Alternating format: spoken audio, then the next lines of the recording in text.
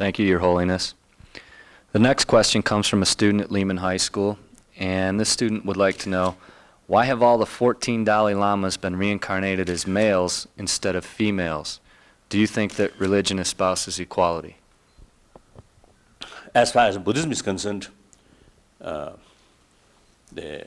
think essentially the Buddha give more or less equal sort of right. And then in Tibetan tradition, the reincarnation, there are some very high institution of reincarnation are actually women. One is example, the Samding Dorje Phangmo institution. I think the reincarnation 14 or something. Then more than I think 700, I think, more than 700 years. Very old institution. So the reincarnation always as a woman. So now you see the past Dalai Lama's reincarnation, all are male. Now the purpose of reincarnation is serve or help the concerned community. So therefore, if the circumstances is such, the female form of reincarnation can be more useful, then certainly the female form will come. So sometimes I jokingly telling people, telling those who question us, theoretically speaking, it is very possible. If in case the Dalai Lama Institute should continue and should remain, then the question is the next Dalai Lama, the reincarnation of the next Dalai Lama. That if the circumstances, the female form become more useful, then certainly female form. That most probably, I think, will be none. So therefore, the nature sort of beauty is very crucial. The artificial beauty you can't do, you can't carry because of none. So therefore, there not only one as a female form, but also should be very very attractive sort of female nun. that I really feel. The very purpose of the reincarnation or this physical is helping other. So you see, in Buddhist tradition, usually we pray in order to help other, in order to serve other. You see, the more healthy, long life, and well-developed body, and attractive sort of facial things like that. So then, naturally, logically, you see, women becoming more, a female form becoming more useful, then certainly you see, reincarnated in female form. So the next Dalai Lama might be a nun? Is that what you're saying? Very possible.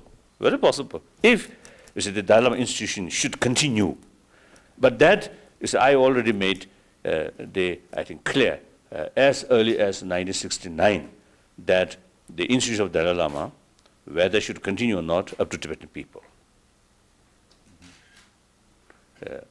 So in case see, that continue, then it is very important. Now there are a lot of people who are complaining about the right of female. So very possible.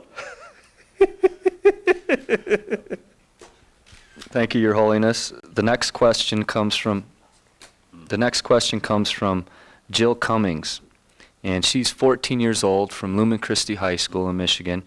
She wants to know, who is the one person who has influenced you most in this life, and why? Oh, that's difficult. I don't know.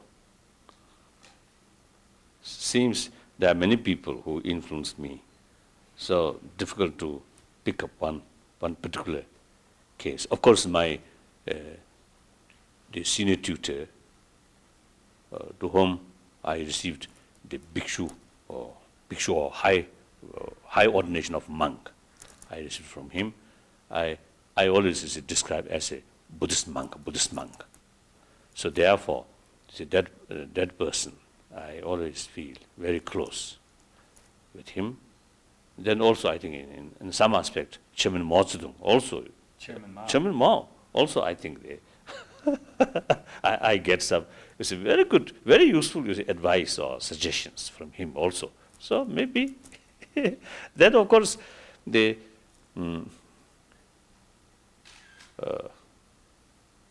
like late Thomas Merton also. I always feel he was the I think the real person, real Catholic who really introduced what is the value of Catholicism or Christianity. And also the way of this monkhood or this way of simplicity. So I mean, it's the influence or my sort of attraction, or their pattern of life really effect in my mind. So like that. So then, of course, among Tibetan, there are quite a number of some old officials, some lay officials, as well as some monk officials. So I don't know. Perhaps I think in the spiritual field, my tutor, senior tutor. Your Holiness, on behalf of all the students and the people in the United States and maybe in other parts of the world who will watch this video, I want to thank you very much for this opportunity and this honor.